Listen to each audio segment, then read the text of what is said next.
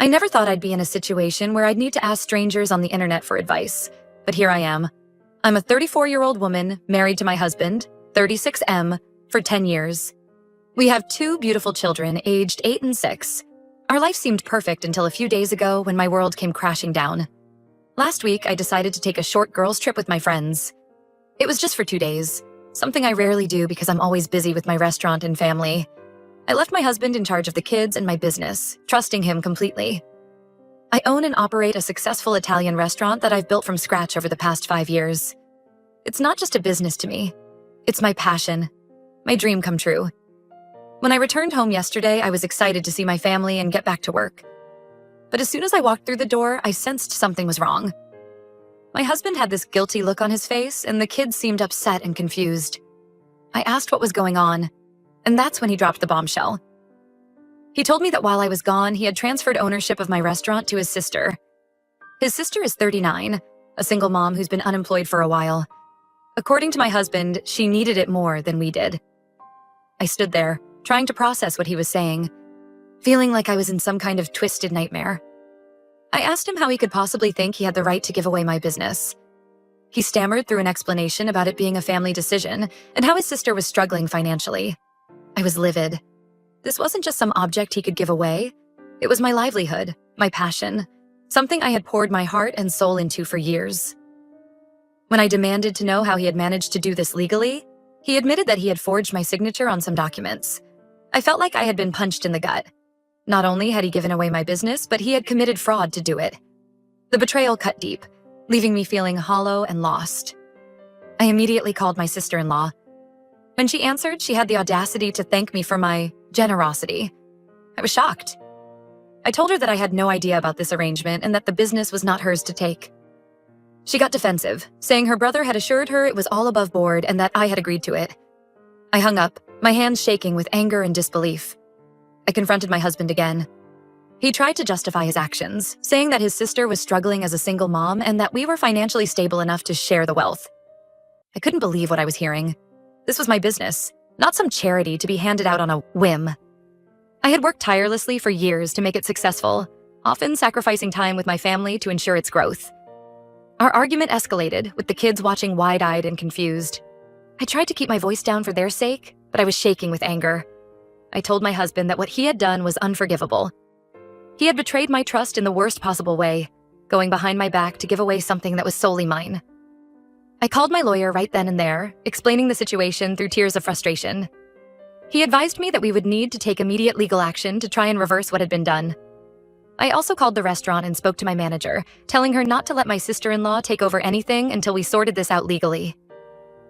Throughout the evening, my husband kept trying to talk to me, to explain his reasoning, but I couldn't even look at him. I felt like my whole world had been turned upside down. The business I had worked so hard to build, the one that had seen me through late nights and early mornings, through stress and triumph, had been taken from me by the person I trusted most. As the night progressed, things got even more heated. My husband's phone kept ringing. It was his sister, demanding to know what was going on. He tried to talk to her in private, but I insisted on hearing everything. She was yelling about how she had already told her kids about their new life, how she had plans to change the restaurant. Each word felt like a knife in my heart. I couldn't take it anymore. The weight of the betrayal, the anger, and the fear of losing everything I had worked for became too much. I told my husband he needed to leave. I couldn't stand to be in the same house as him right now. He protested, saying he had nowhere to go, but I didn't care. I told him to go to his sister's place since they seemed to be so close. He tried to argue, saying he had the right to stay in our home. I reminded him that the house was in my name. I had bought it with the money from my restaurant. This seemed to finally sink in for him, the reality of what he had done. He packed a bag and left, the kids crying as they watched him go. Now, I'm sitting here in my quiet house, my children finally asleep, trying to process everything that's happened. The silence is deafening, filled with the echoes of our argument and the uncertainty of what's to come. I can't help but wonder if I overreacted. Should I have tried to talk it out more? But every time I think about giving him another chance to explain, I remember what he did and the anger comes rushing back. I know I have a legal battle ahead of me to reclaim my business. I'm prepared to fight with everything I have. But I'm also left wondering about my marriage. Can I ever trust my husband again after this? Should I even try? The thought of reconciliation seems impossible right now, but the thought of breaking up our family breaks my heart. I keep replaying the moment he told me what he'd done, trying to understand how he could do this to me. Didn't he realize how much the restaurant meant to me? Didn't he see all the hard work I put into it? I feel like he's stolen a piece of my identity, not just a business. The kids are another concern. They're too young to fully understand what's happening, but they know something is terribly wrong. How do I explain to them why Daddy isn't here? How do I protect them from the fallout of this mess? I'm also worried about the restaurant itself. What if my sister-in-law has already started making changes? What if she's fired staff or altered menus? The thought of my carefully crafted business being dismantled in my absence is almost too much to bear. As I sit here, surrounded by family photos and memories of happier times, I can't help but feel lost. Everything I thought I knew about my life, my marriage, my family has been turned upside down in the span of a day. I'm angry, I'm hurt, and I'm scared about what the future holds. So, Reddit, I turn to you in my hour of need. Am I the asshole for kicking my husband out after he gave my restaurant to his sister? Am I overreacting, or is this betrayal as monumental as it feels? Any advice or perspective would be greatly appreciated as I navigate this difficult time. Update 1. It's been a few weeks since my original post, and I want to thank everyone for their support and advice. The outpouring of kindness from strangers on the internet has been a bright spot in what has otherwise been a dark and difficult time. I thought I'd give an update and share some backstory that might provide more context to the situation. Let me take you back to the beginning of my restaurant journey. 5 years ago, I was working as a sous chef at a local Italian restaurant. I loved my job, but I always dreamed of owning my own place. I had ideas for dishes, for the ambiance, for everything. I'd spend my free time sketching restaurant layouts and writing menu ideas in notebooks. Whenever I shared these dreams with my husband, he'd just nod and change the subject. At the time, I chalked it up to him being practical, but now I see it was a lack of support. One day, I saw a small, rundown diner for sale in our town. It was in a great location, and despite its current state, I could see its potential. The moment I laid eyes on it, I knew this was my chance. I excitedly told my husband about it, but his response was lukewarm at best. He said things like, "Restaurants are risky," and "maybe you should stick with your steady job." It hurt, but it didn't deter me. I saw this as my one shot at making my dreams come true. I decided to go for it anyway, against my husband's advice. I used all of my savings and took out a substantial loan to buy the place. The first few months were incredibly tough. I was working around the clock, trying to renovate the space while also developing my menu and hiring staff. There were nights I slept on a cot in the back office because I was too tired to drive home. My husband's support during this time was minimal. He'd complain about me not being home enough, about the financial strain, about the risk we were taking. There were times I cried myself to sleep, wondering if I had made a huge mistake. What hurt even more was my sister-in-law's attitude. She'd come around sometimes, ostensibly to help, but mostly she'd just criticize. She'd say things like, "This place is never going to work," or "You're in over your head." I tried to brush it off, but it stung. Here I was, pouring my heart and soul into this place, and my own family couldn't see its potential. Despite the lack of support, I persevered. I poured everything I had into that restaurant. I worked 16-hour days, barely seeing my kids. I missed family events, birthdays, everything. I felt guilty about it, but I kept telling myself it would all be worth it in the end. I learned every aspect of the business, from cooking to accounting to staff management. There were times I wanted to give up, but the thought of failing, of proving my husband and sister-in-law right, kept me going. Slowly, things started to turn around. Word began to spread about our authentic Italian cuisine. People loved the cozy atmosphere I'd created, with its warm lighting and rustic decor. We started getting write-ups in local papers. Food critics praised our homemade pasta and traditional recipes. Reservations became harder to get. Before I knew it, we were turning a profit. As the restaurant became successful, my husband's attitude changed. Suddenly, he was bragging to his friends about our restaurant. He started showing up more, acting like he'd been supportive all along. His sister, too, became more interested. She'd bring her kids in for free meals, talking about how proud she was of her family business. I tried to let go of the resentment I felt. I told myself that at least they were supportive now. But deep down, it bothered me. Where were they when I was struggling? When I was questioning everything? When I needed their support? The most? Looking back, I can see the signs that led to the current situation. My husband and his sister would have hushed conversations that would stop when I entered the room. They'd make comments about how lucky we were, how we should share the wealth. I didn't think much of it at the time, but now it all makes sense. In the weeks since my last post, I've learned more about what led to my husband's decision. Apparently, his sister had been pressuring him for months. She'd cry about her financial struggles, about how hard it was to be a single mom. She'd guilt him by saying things like, "We're family, we're supposed to help each other." She'd point out how successful the restaurant had become and how it could solve all her problems. My husband, instead of talking to me about it, decided to take matters into his own hands. He got the idea to transfer the restaurant to his sister when I mentioned my upcoming girls' trip. He saw it as an opportunity to solve everyone's problems without having to face me directly. He convinced himself that I would eventually understand and agree with his decision. The level of betrayal I feel is hard to describe, not just from my husband, but from his sister too. She knew very well that I hadn't agreed to this. She knew how hard I'd worked. Yet she was willing to take it all, just like that. It makes me question every interaction we've ever had, every family dinner, every holiday gathering. Was she always just waiting for an opportunity to take what was mine? I've been staying with a friend for the past week, trying to clear my head. My husband has been blowing up my phone, alternating between apologies and justifications. One minute he's begging for forgiveness, the next he's telling me I'm overreacting. His sister has been doing the same, sometimes pleading, sometimes threatening legal action. It's emotionally exhausting. My lawyer has assured me that we have a strong case to reclaim the restaurant. The forged signatures alone are grounds for fraud, but it's going to be a long, messy process. We're gathering evidence, preparing for depositions, and getting ready for what could be a drawn-out legal battle. The thought of fighting my own family in court makes me sick to my stomach, but I know I have to do it. This is my livelihood, my dream, and I'm not going to let it go without a fight. As for my marriage, I honestly don't know what the future holds. The trust is completely shattered. Even if we get past this legally, I don't know if I can ever look at my husband the same way again. How can I trust someone who is willing to go behind my back and give away everything I've worked for?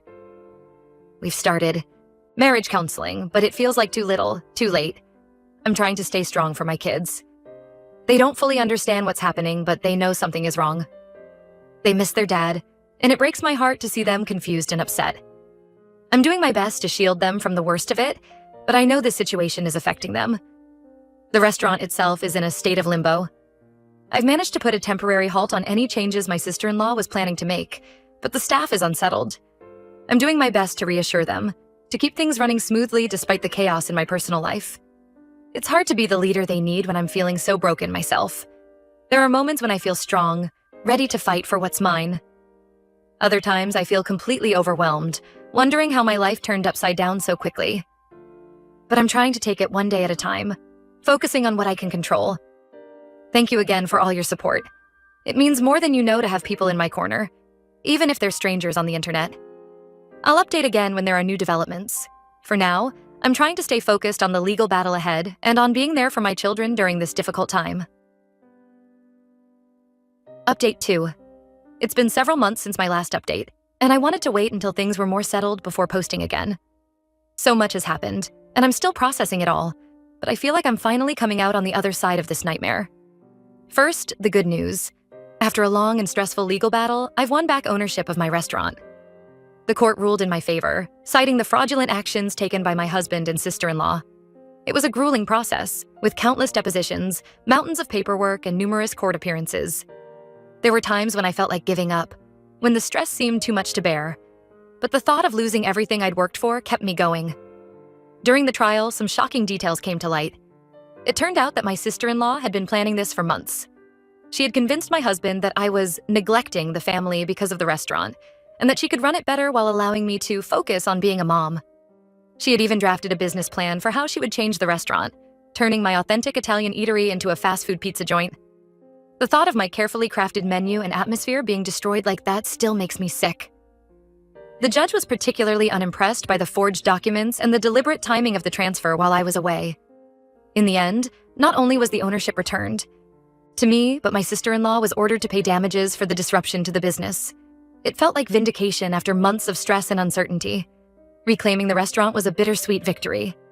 While I was overjoyed to have my business back, the whole ordeal had taken a toll. Some of my staff had left during the uncertainty, and I had to work hard to rebuild the team and reassure our regular customers. It's been challenging, but also rewarding to see the restaurant coming back to life under my care. As for my personal life, things have been difficult, but I feel like I'm finally moving in the right direction. After much soul-searching and several attempts at counseling, I decided to file for divorce. The betrayal was just too deep, the trust too broken to repair. It wasn't an easy decision, especially considering our children, but I knew it was the right one for me and for my long-term happiness. The divorce proceedings were almost as grueling as the business lawsuit. My soon-to-be ex-husband tried to claim that he deserved a portion of the restaurant's value since we were married when I started it. He argued that his support during the early days entitled him to a share. Thankfully, my lawyer was able to argue successfully that his lack of involvement and recent actions nullified any such claim. The judge agreed, and the restaurant remained solely in my name. My relationship with my sister-in-law is, understandably, beyond repair. She still maintains that she was just trying to help the family, but I can't forgive the underhanded way she went about it. I've had to get a restraining order to keep her away from the restaurant after she made several scenes, trying to convince customers that she was the rightful owner. It's sad that it had to come to this, but I need to protect what's mine. The hardest part of all of this has been explaining everything to my children. They're still young and don't fully understand why Daddy doesn't live with us anymore, or why they can't see their aunt. I'm doing my best to be honest with them in an age-appropriate way, emphasizing that sometimes adults make mistakes, but that doesn't mean we stop loving each other. It's been a delicate balance, trying to help them understand without burdening them with adult problems. On a more positive note, the restaurant is doing well again. After a few months of uncertainty, our regulars have returned and we're even attracting new customers.